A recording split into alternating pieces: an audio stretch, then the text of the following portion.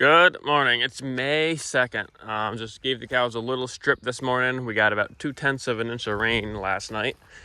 So I'm going to wait probably till this afternoon to bring them up another bale, just let it dry out a little bit. Not that it's muddy at all, but last night they were bellering at me, but and they still didn't clean it up all that much, but it's kind of because it got rained on. But there's still quite a bit of grass here or hay rather, that they could have eaten.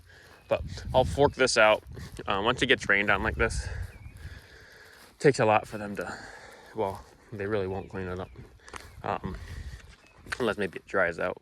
But over the next course of a week, they might come back and pick through it. But I'm not too worried about that. I just wanted them to clean that up. And also they had a strip here, probably from where that bale feeder is to that green grass that I gave them yesterday, so they cleaned that up even more last night. So yeah, supposed to get a lot of rain. Well, I don't know how much, but supposed to rain Saturday, Sunday, Monday, Tuesday, Wednesday, Thursday. So I'm gonna bring them up another bale, just to hold them back a little bit. The rain will be great. I'm excited about that. But no sunlight, grass ain't gonna grow too much. So we're bringing them up another bale. And got my Rhino back together, as you can see. Fixed that. Had to replace the reverse gear, or yeah, basically the reverse gear that was broke. So I fixed that, and actually it was, you probably can't see, but there was a coupler. That's the drive shaft right there, that kind of shiny or new piece. There's a coupler on there that has splines, female on the engine, male on the shaft, and that actually was just stripped out. So I didn't even need to take the whole engine apart to fix that, but I needed to take the engine apart to fix reverse, so it was not a lost cause. So we got all our calves on the ground. This girl calved. I had 3 calves in basically 12 or 24. No, let's see, it would have been noon, so 16 hours. I think that's him. Yeah, that's the bull. So that's this girl's calf. He hasn't even nursed yet on his back teeth. See how big that thing is? The back one. But had that same issue last year, but what are you gonna do?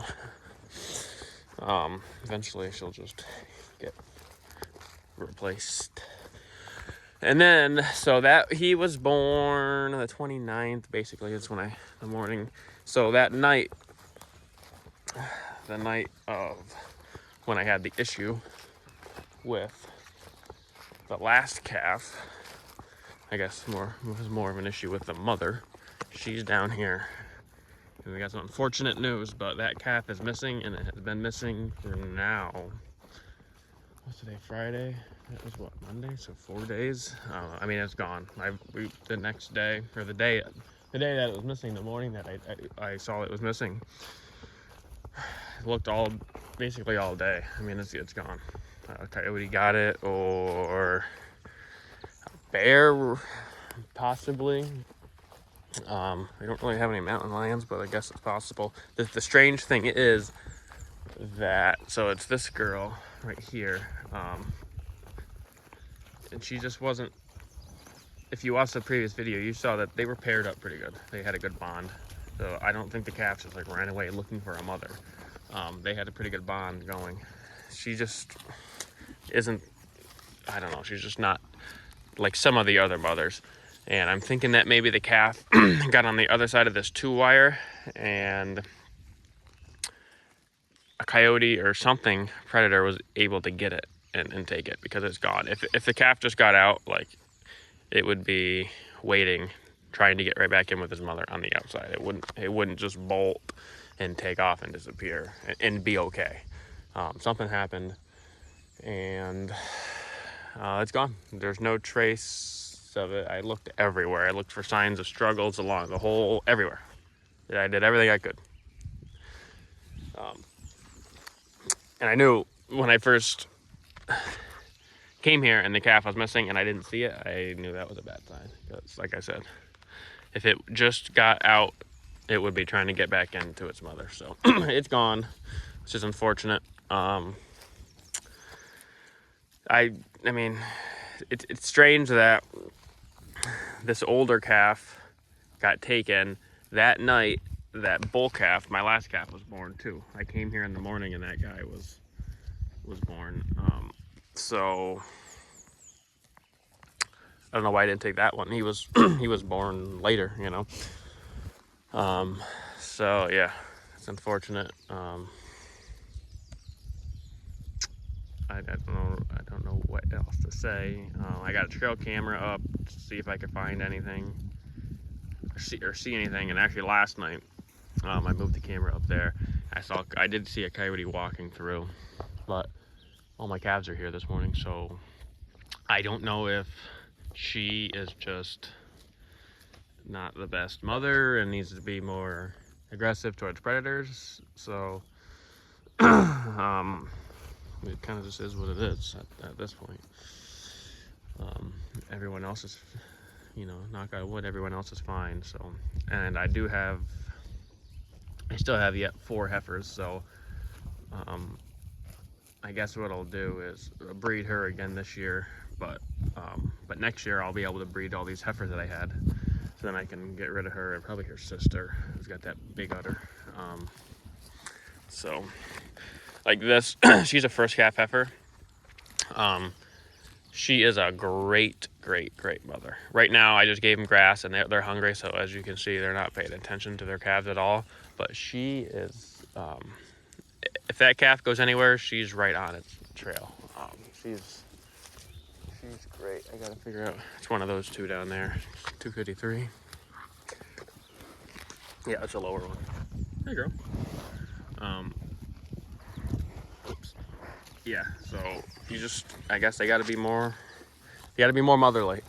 As you could see in the previous video, I had issues with her even getting the calf to take the calf, really. So, but by the end, they were fine. So I don't really know what happened. Somehow the calf got out of the fence. Had to have. There's no way a coyote would have been able to drag it out of the fence without any sign of struggle that I could find. And also the calves, you know, if I have 65 pounds, you're gonna need a couple coyotes to do that. I don't think one is gonna be able to do it, really. Like pick it up and just take it. They're gonna have to like dismember it. So I looked everywhere. As you can see, it's very thick over in here and down in there. But I searched everywhere. I mean, didn't see anything. So easily could have missed it because it's so thick. But I don't know. Calves are out. They love going out and exploring, picking ahead. Actually, kind of good for them. They get to pick the better forage. They don't have to just get whatever's left after the mothers come through. So I even looked that way. Basically, this way and to the west is all fields, and there's nothing that way. I didn't see any evidence that way. So, but regardless, it is what it is. It's unfortunate, but I guess that's just some natural selection. I wasn't too happy with that cow the other night when she was giving me an issue, so I would at least like to have the calf, but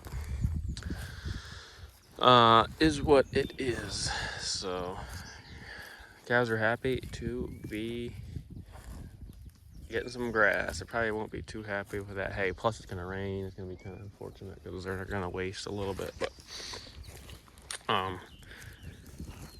is what it is. I want them to hammer this field a little bit harder than I normally would want to hammer a field. So this field used to be I don't know how many years ago now, 15 years ago, it used to be all birch trees, like small birch trees, like clumps, maybe river birches or something, not like just a single birch tree, but they were in like clumps. So that was cleared, and then it was turned into a cornfield for a while, and then went fallow. And then I don't know if I have a video or not. We planted this down. I disked it, put a cover crop on it for over winter and spring, and then we no-tilled into the cover crop, a native warm season, and basically just a native prairie mix is the basics of it. And there's some here and there, but basically what's here is just nothing I planted, which is unfortunate, but it's actually really good forage and it grows a lot of biomass. This was just all in the seed bank, amazingly. No bed straw, which is also amazing because we have bed straw everywhere. But I want them to hammer this a little bit that way. If there are any warm season grasses here, that they'll have less competition and they'll be able to grow up. So this isn't even as hard as I would want them to hammer it. I mean, you can see all that stuff. That's because this is a strip that I gave them yesterday. The strip that they've been on for a couple of days, that's a little better. See, there's not much residue left, so that's pretty good. But you're really pushing the cows to eat this far. You're gonna have to supplement them a lot with probably some protein. Hey, Madison.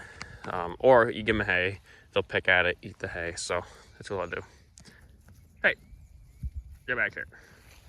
She's probably maybe one of the friendlier ones. But she's cute. That's out of this black heifer, well, cow now. These calves are so cute. They're the first black one, which is there, and then the white face one are South Pole crosses, but the rest are half Red Angus, sired by Red Angus, and they're really, really nice calves. They all look identical, which is good. That's what you want. Strong genes. So I'm excited about that. So I think with that, I want to give a little update about the lost calf. I was hoping I'd come some morning and it'd be back, but she's gone. So with that, I will sign off. So thank you for watching.